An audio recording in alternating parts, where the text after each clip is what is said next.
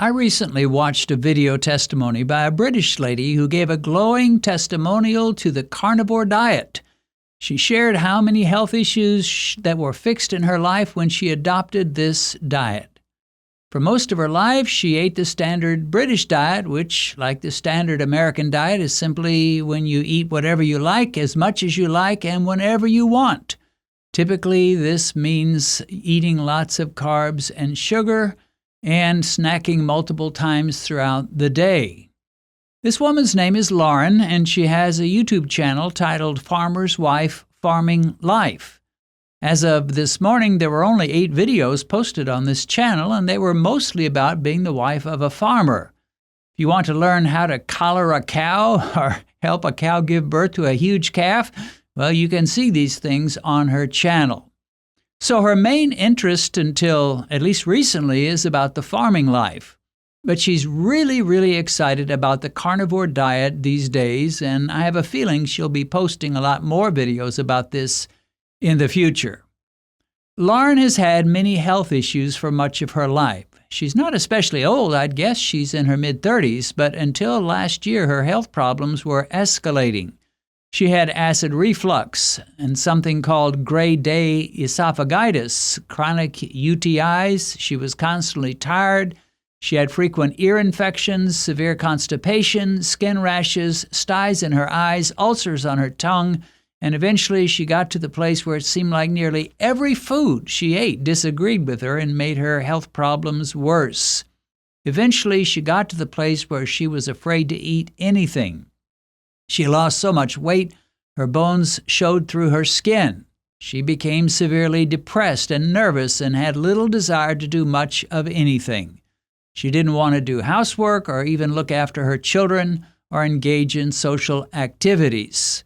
In desperation, she went to a nutritionist, and she was assured that her problem was her diet, and she was given the standard nutritionist advice: don't eat too much meat. And any meat that you do eat, make sure it's very lean. Eat whole grain bread and lots of fruits, vegetables, rice, quinoa, and oats.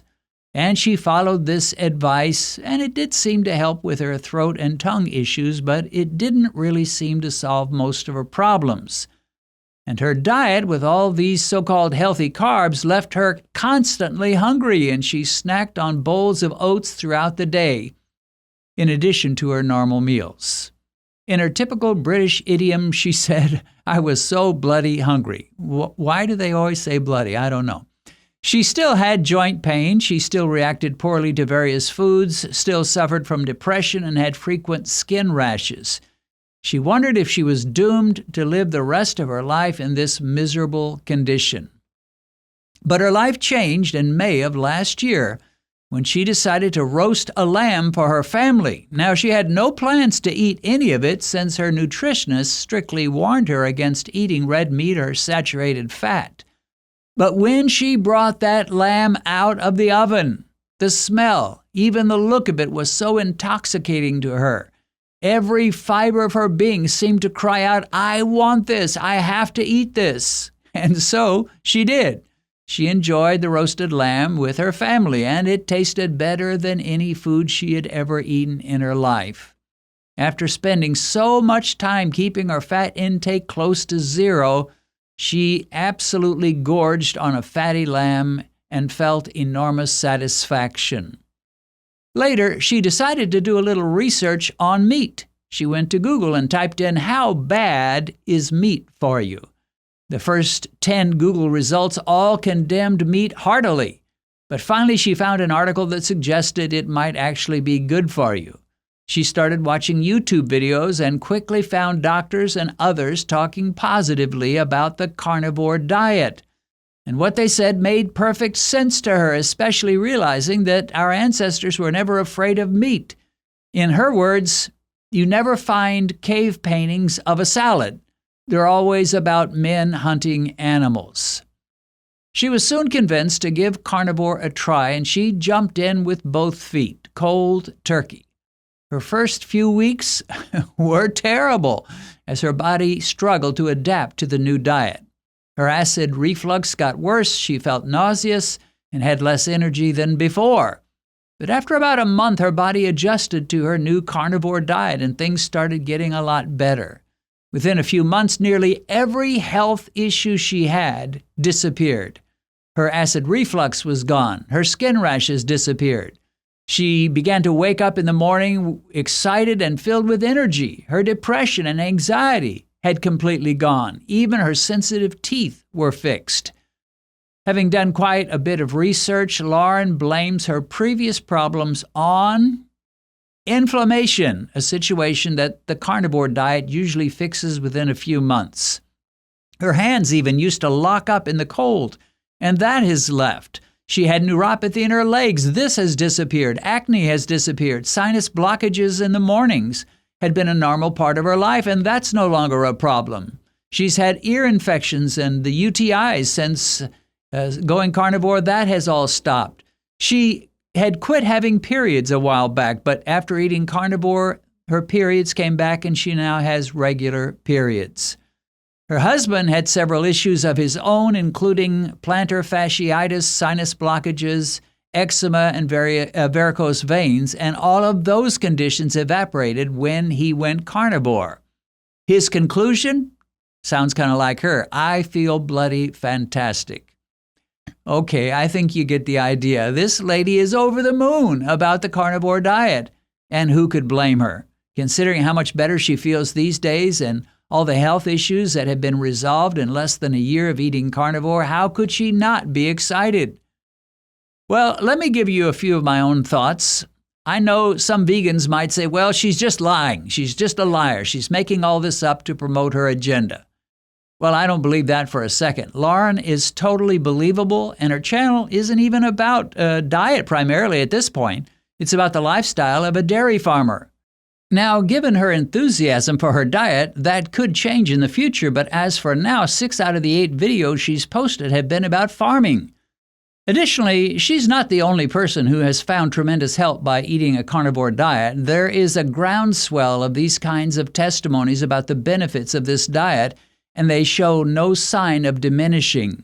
When I first started making Beat Diabetes videos in 2017, you could hardly find anything on YouTube about eating carnivore. But now videos like hers are everywhere.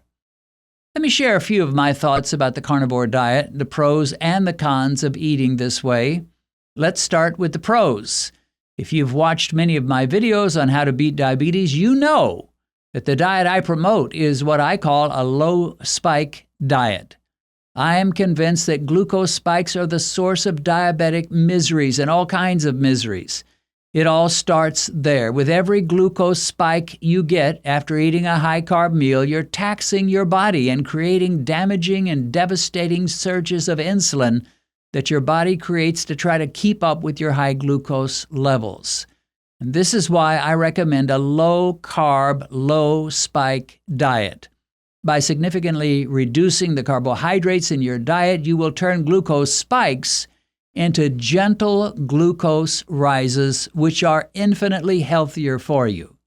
So a steak and a Cobb salad are going to create a mild little glucose rise, but a meal of pasta, bread, and a sugary dessert are going to create an enormous glucose spike. Now, a carnivore diet is the ultimate low-spike diet. Most type 2 diabetics will hardly see any kind of a glucose rise after eating, say, 2 hamburger patties and 2 fried eggs. They'll get full for sure, but their glucose meter will reveal that their glucose peaks after eating will barely be higher than they were before they started to eat. And in some cases, they might even be lower. Second, the carnivore diet makes beating diabetes so simple. There's really not much need to test your glucose after your meals to see if your meal was metabolically dangerous. Whether you eat steak or hamburger or chicken or fish or 4 or 5 eggs, the glucose rise will be minimal. You'll go meal after meal and day after day with very mild, gentle glucose rises. And since the glucose spikes are, in my opinion, the root of most health evils, you will have done yourself an enormous favor in choosing carnivore over the standard diet laced with sugar, swimming in carbs and processed garbage, which we think of as food. And thirdly, as we saw with Lauren, many side health issues will probably get fixed as well. These may not have been life-threatening problems, but they were certainly annoying. And as a bonus, you may just be amazed at what magically and mysteriously gets fixed with the carnivore diet. A fourth advantage to the carnivore diet is that for some people, not most, but for some, a carnivore diet may be the only diet which constantly keeps their blood sugar in a totally normal range. Now, many people can achieve excellent glucose control with a low-carb diet or a keto diet, getting A1C scores in the low 5s or upper 4s, and they still can enjoy salads, green beans, broccoli, cauliflower, and other low-carb vegetables. But for some, normal glucose seems like the impossible dream. Interestingly, in Lauren's testimony of how much the carnivore diet helped her, she says nothing at all about glucose control or glucose spikes or A1Cs or diabetes. Apparently, she was concerned about all the other health problems she had and had never been diagnosed as a diabetic. At least that's my read of it. But if I had to guess, I would venture to say she probably was experiencing severe glucose spikes when she was eating those high-carb meals, and those spikes and the corresponding high insulin surges were behind many of her health issues and the inflammation that she talks about. And when she began to eat carnivore, the spikes went away, the high glucose and high insulin surges stopped, and she felt wonderful. So those are some of the advantages of the carnivore diet. Are there any disadvantages? Well, I would say there are a few. The most obvious disadvantage is that the minute you go carnivore, you've just limited your dietary choices severely. The two most limited diets you can ever eat are the carnivore diet and the vegan diet. The carnivore eats nothing but animal products. The vegan eats nothing but plants. I'm all for doing whatever it takes to beat diabetes, but I'm no martyr. I have never desired to sacrifice more than I need to. If I can get to an A1C of 4.8 and still enjoy salads, chia seed pudding, lupin flour tortillas, okra soup, and low-carb fufu, and strawberry shortcake made with strawberries and almond and coconut flour mug cakes, why should I give all that up just to embrace a way of eating that I can do very well without? A second con about the carnivore diet is that it's not really a natural diet. In this way, it's similar to the vegan diet. Throughout recorded human history, men and women have eaten both meat and foods from plants and trees. In some cases, they eat more meat than vegetables, and in other cases, they eat more vegetables than meat. But it's very rare to see a large population of people that eat 100% meat or 100% food from plants. Both vegan diets and carnivore diets spring from a food ideology. Not so much practicality, but ideology, and they both have their proponents. Before the last 50 years, there were almost no vegans, and there were almost no carnivore-eating folks either. It just wasn't done. It wasn't talked about, it wasn't practiced, and it was rarely preached.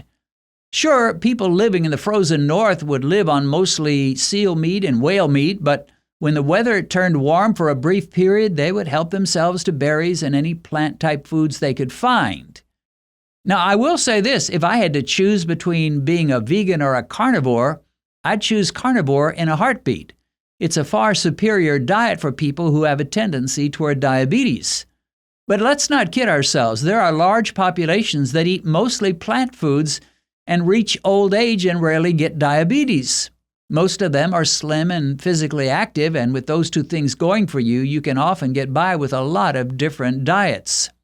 A third reason that I do not fully embrace a carnivore diet is that despite testimonies like Lauren's, there are also vegan testimonies of people who have overcome health issues, and there are lots and lots of testimonies of people who overcame diabetes and various health problems through a low-carb or keto diet. Dr. Richard Bernstein is a type 1 diabetic who does not eat carnivore. He does not eat keto. He simply eats a basic but very low-carb diet and takes the appropriate insulin, and he keeps his A1C at a rock-steady 4.5. He's nearly 90 years old, and he's still going strong. On the other hand, Ansel Keys, the guy that led our world astray by falsely claiming that saturated fat and lots of red meat vastly increase our risk of heart disease, But you have to give Ansel Keys some credit in his personal life. He ate a Mediterranean diet with whole grains, beans, fruits, vegetables, and nuts, and he managed to live just short of his 101st birthday. He lived to be an old man. Judging from some of his pictures, it appears that he was slim and in good shape most of his years. There is a fourth reason that I'm not totally comfortable with the carnivore diet. Perhaps the major argument they will make is that eating carnivore is the proper human diet, and the proof they give is that millions of years ago our ancestors ate all-meat diets, and when we do the same, we're going to enjoy good health just like the monkey people cavemen did 5 million years ago. They further suggest that eating food from plants is unnatural, unhealthy, poisonous, and cannot possibly do us any good. Well, this runs directly contrary to the Scriptures. The Scriptures tell us that God's original diet for us was the plants of the field and the fruit of the trees. Later, after the flood in the days of Noah, God told Noah he was now giving mankind every living thing for food as well. In other words, we could eat both meat and foods from plants. Moses, who wrote these verses, is considered by Jews and Christians as one of the greatest men who ever lived. We're told in the Bible the Lord would speak to Moses face to face, as one speaks to his friend. That's the guy that informs us about the first two diets of humankind. So if I have to choose between what Moses wrote, a man who heard God's voice, as almost nobody ever did, and somebody on YouTube who tells me what may or may not have happened millions of years ago, well, I'm going to go with Moses. Now, I'm not trying to put down Lauren. I'm happy she's doing well, and I would not try to change her. But I am concerned with those who tell us that the proper human diet is meat and only meat. I don't buy that for a second.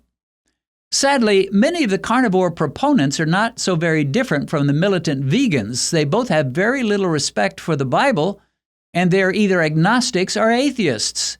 And that means they assume life is accidental, there's no divine purpose, and our lives are meaningless and hopeless. So the carnivore people come to us with bad news and good news. They will say this: by eating carnivore, you're eating like your caveman ancestors, and you'll probably live an additional 20 years with pretty good health. But here's the bad news: your life is pointless and meaningless, and you are quickly headed for an eternity of non-existence. Have a good day. Of course, I do not believe that for a second.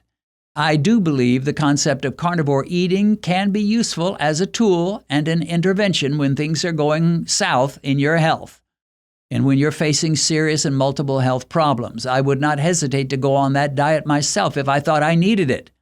But based on 20 plus years of low-carb eating, it looks like I'm doing just fine, and I don't plan to change my diet anytime soon. If you've recently been diagnosed with diabetes and you've just discovered this channel, let me recommend that you go to our Uploads page, which will give you access to every diabetic video we've posted since we began. As you work your way through all our videos, I believe you'll find the help you need. A link to our Uploads page is in the description.